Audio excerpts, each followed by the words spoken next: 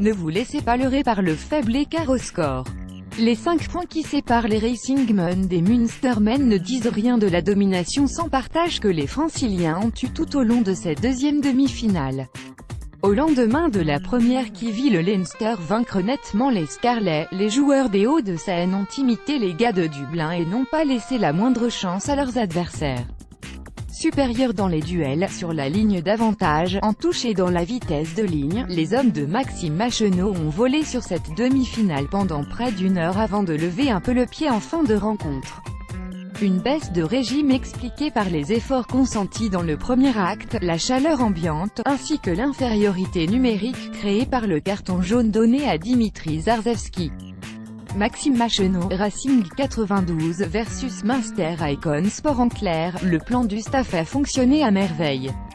Et comme l'expliquait le capitaine Maxime Machenaud à l'issue de la rencontre, ils ont su mettre leurs adversaires dans les cordes dès la première mi-temps. Laurent Labie, le co-entraîneur du Racing, détaillait quelques pans du plan du Racing, qui avait clairement visé les extérieurs du terrain. Nous avions vu que le Munster avait tendance à délaisser les extérieurs pour proposer une défense très dense au centre du terrain. L'idée donc était de les fixer et d'écarter le jeu très vite ensuite pour trouver les espaces.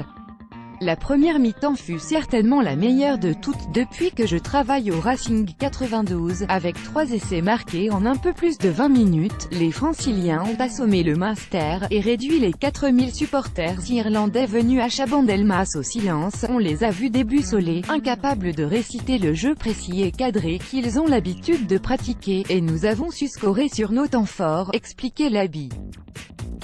Double. On est à 80 minutes de quelque chose de grand, l'euphorie retombée, les Racingmen songeaient déjà à la finale qui les attend à Bilbao dans 3 semaines face au Leinster. Il faudra faire encore plus à Bilbao, prévenait déjà l'entraîneur des 3/4.